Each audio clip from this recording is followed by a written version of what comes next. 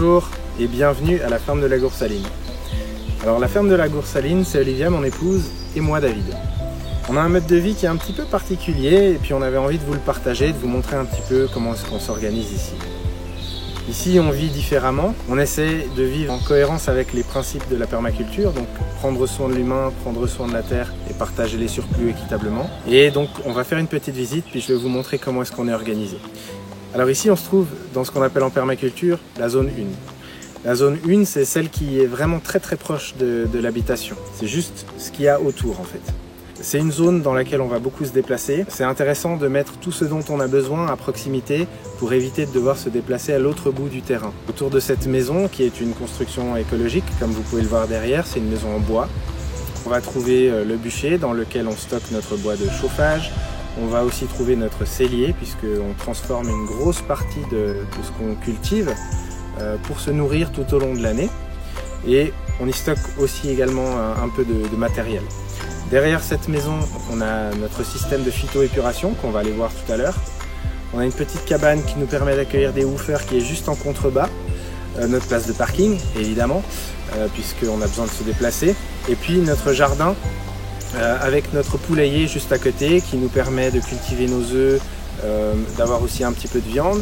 Et puis le compost des poules est très intéressant dans le jardin. Donc c'est intéressant aussi qu'il soit proche de cette zone-là.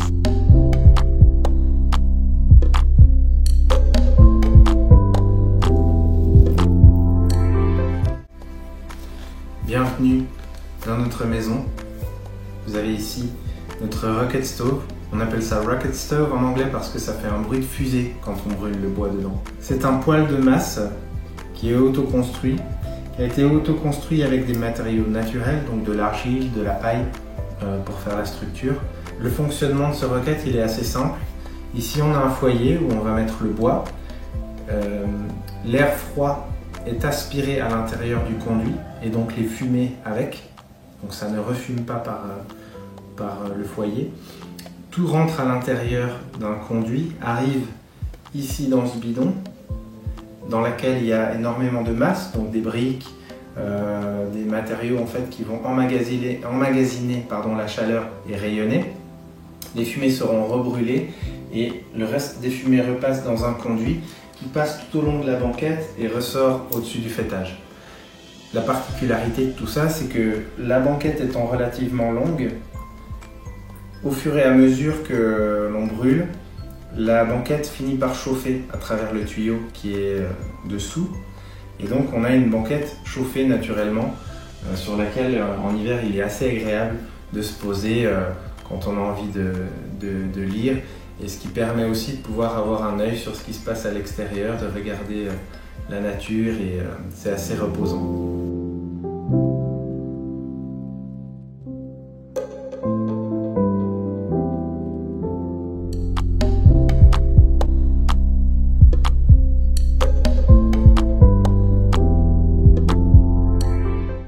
Ici, on est à notre phytoépuration. Donc, toutes les eaux qui sortent de chez nous, c'est ce qu'on va appeler des eaux grises. Puisqu'on est en toilette sèche, il n'y a pas d'eau qui est souillée par les déjections humaines. Donc elles viennent de la cuisine, elles vont venir aussi de la salle de bain, ce qui veut dire qu'on va faire attention à tous les produits qu'on va utiliser. Des produits de cuisine aux produits ménagers, jusqu'au dentifrice par exemple.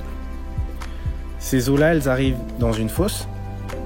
Cette fosse se redirige vers notre phytoépuration. Il y a plusieurs bacs qui sont en quinconce, de haut en bas, puisque ça fonctionne par gravité. Et dans ces bacs, il y a des plantes aquatiques qui, de par leur système racinaire, vont petit à petit travailler ces eaux grises pour les épurer, afin qu'en bout de chaîne, elles soient potentiellement potables. Moi j'aime beaucoup cette zone parce que c'est une toute petite zone dans laquelle on trouve énormément de diversité. On a un saule qu'on coupe en hiver à la trogne, qui va nous fournir du bois de chauffage, mais aussi du bois pour faire de la vannerie. On a un énorme châtaignier qui nous fournit des superbes belles châtaignes. Derrière nous, on a un pêcher, on a aussi un camélia. On a plein de choses qui sont autour de nous, qui peuvent être utilisées comme des ressources, qui abritent énormément de biodiversité différentes. C'est une zone qui est un petit peu humide, donc en été elle est agréable parce qu'elle est un petit peu fraîche. Elle est juste à l'entrée de notre taillis de châtaignier, dans lequel on va aller chercher par exemple nos champignons à cette saison et ce genre de choses.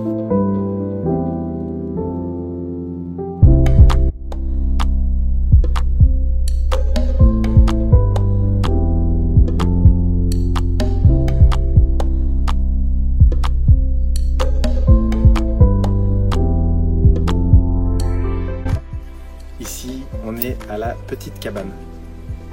C'est un peu particulier cet endroit parce que c'est un gîte qui a été construit uniquement avec des matériaux de récupération ou des ressources qu'on avait à disposition sur place. Vous allez le voir à l'intérieur, il y a des murs qui sont en terre paille, il y a de la peinture qu'on a faite avec de la chaux et c'est quelque chose d'assez représentatif de cette ferme parce que il y a toutes sortes de principes de permaculture qui sont au sein même de cette construction.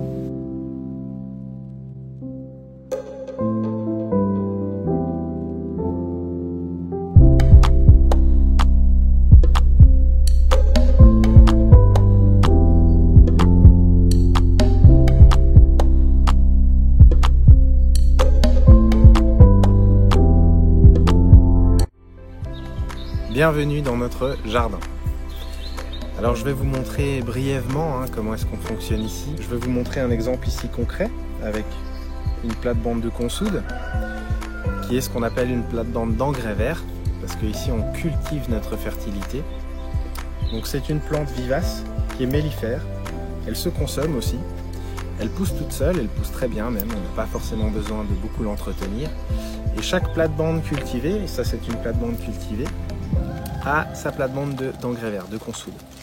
Donc on va laisser ces plantes arriver à maturité et puis une fois qu'elles sont à la bonne hauteur, on va les tailler et on va les utiliser en paillage dans notre jardin pour plusieurs raisons. La première, c'est que ça fait un apport en engrais vert, c'est très riche en azote. La deuxième, c'est qu'on va couper les rayons du soleil de notre terre cultivée, ce qui va permettre à toute la vie du sol de continuer à se développer et on va de par cette action aussi limiter les arrosages puisqu'il y aura moins d'évaporation que si on avait une terre totalement à nu. Dans notre jardin, on a aussi un hôtel à insectes avec une petite mare, ce qui est intéressant puisque ça apporte une biodiversité aquatique avec la possibilité pour plein d'insectes de venir y boire, de plein de petits animaux aussi de venir s'abreuver, surtout pendant les périodes de sécheresse. Et on a également beaucoup d'arbres fruitiers. On a des pommiers, on a un mirabellier, on a un prunier, on a des sureaux, on a toutes sortes de choses. Aussi beaucoup de petits fruits avec des groseilles à maquereaux, des framboises, des cassis, des casseilles. Plein de choses qui font qu'à différentes périodes de l'année, on a des récoltes qui sont relativement intéressantes. Derrière moi, on a une serre qui nous permet de commencer nos cultures plus tôt, de les terminer aussi plus tard et de pouvoir y faire pousser des variétés qui ont besoin de plus de chaleur ou qui craignent la pluie. Enfin, juste à côté du jardin, qui est quand même relativement intéressant, on a notre poulailler. Ça nous permet d'avoir des apports aussi en compost, qui est intéressant, et de pouvoir aller régulièrement les contrôler quand on va voir si tout se passe bien au jardin.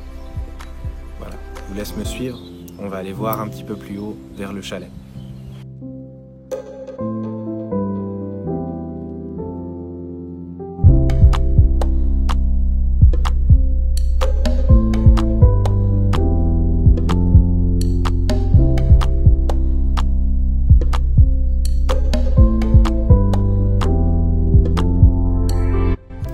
Bienvenue à notre chalet. On est à mi-chemin entre notre maison et la yourte et on se situe en plein milieu de notre taillis de châtaignier.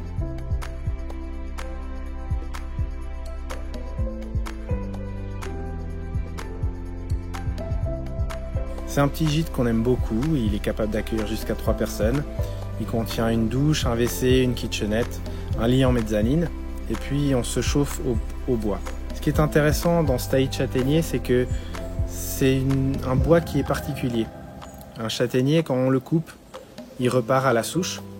Et donc, à chaque fois que je prélève du bois pour m'en faire une réserve de chauffage en hiver, eh bien, j'ai pas besoin de m'assurer de replanter un arbre. Il va finir par repousser. Alors évidemment, je ne vais pas y aller de façon cavalière. Je vais sélectionner mon bois, je vais sélectionner la période à laquelle je vais le prélever. On va le prélever donc à l'hiver, quand la sève est redescendue. Et on va prendre en priorité ce qu'on appelle les bois morts. Et puis j'ai un roulement avec mon bois de chauffage qui me permet d'avoir des réserves 2 ans à l'avance. Et donc j'évite de prélever des bois qui sont en bonne santé.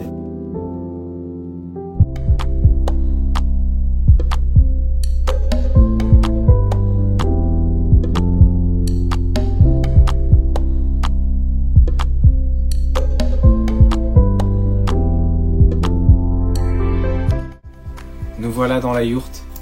C'est ce qu'on appelle un habitat léger, puisqu'elle est facilement démontable. C'est aussi un éco-habitat, puisque la plupart de ce qui compose cette habitation est naturel. Le plancher est en bois, les arêtes aussi, l'isolation est en laine de mouton, donc c'est un habitat qui est intéressant, très agréable à y vivre à l'année. En hiver, on peut s'y chauffer avec le poêle. On est en lisière de forêt, ce qui nous permet de bénéficier de l'ombre des châtaigniers, de la fraîcheur de la forêt. On y entend la pluie en cas de mauvais temps, la nature qui s'exprime dans la forêt, et c'est un excellent moyen de se rendre compte de tout ce que Dieu a créé, toute l'abondance qu'il y a autour de nous.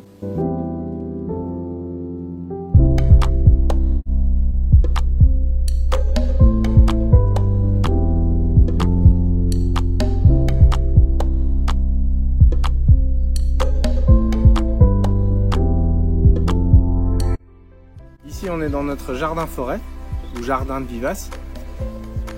À la base, il était voué à être un jardin potager. Et puis, l'avant-dernier propriétaire s'est rendu compte que c'était pas une très bonne idée d'avoir un jardin potager ici.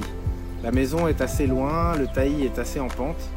Donc c'était un petit peu fatigant et énergivore de s'y rendre régulièrement. Alors il a été converti en jardin-forêt.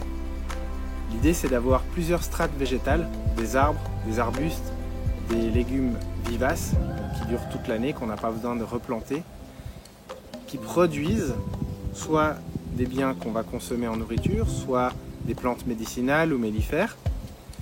Et l'idée, en fait, c'est de pouvoir y cultiver toutes sortes de choses. Alors on a des asperges, on a de la gastache, on a des choux de Banton, on a des rhubarbes, on a des poires de terre, des yacons, etc., etc. On a aussi des arbres fruitiers.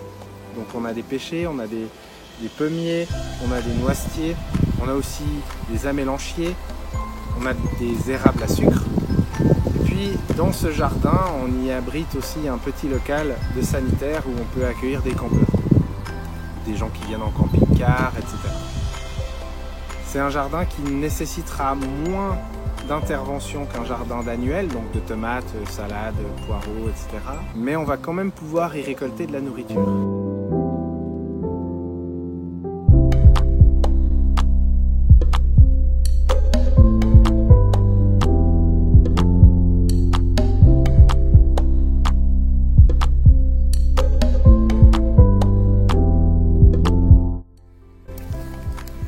Nous voici sur la partie haute du terrain.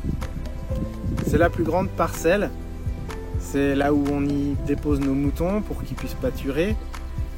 On réutilise leur compost comme engrais.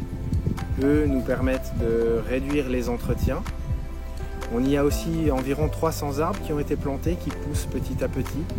Et puis au pied de ces arbres, pour leur permettre de se développer correctement, on va y déposer notre compost de toilette sèche qui va leur empêcher d'avoir des concurrences. Et puis ce compost, il est réutilisé en une ressource. À ma gauche ici, on va y implémenter tranquillement, petit à petit, un verger en permaculture, avec des arbres fruitiers, des vieilles variétés, des fixateurs d'azote. L'idée, c'est de rendre cet environnement de plus en plus productif et de plus en plus divers. Comme vous pouvez le voir, ici, on a aussi parfois des champignons qui poussent, qui sont comestibles en plus. Là, il s'agit de courgemel. On est à l'automne. Donc c'est intéressant de pouvoir venir même dans ces parcelles qui pourraient être laissées à l'abandon. Voilà, cette visite est terminée. Vous avez pu voir un mode de vie un petit peu alternatif. J'espère que ça vous a plu, que ça a pu vous inspirer. Nous, on vous remercie beaucoup de nous avoir suivis. Si vous êtes curieux d'en savoir plus, sachez qu'on accueille des gens, en présentiel, que ce soit des églises, des personnes en vacances ou autres. Donc rendez-vous sur notre site internet pour en savoir plus, www.fermedelagoursaline.fr.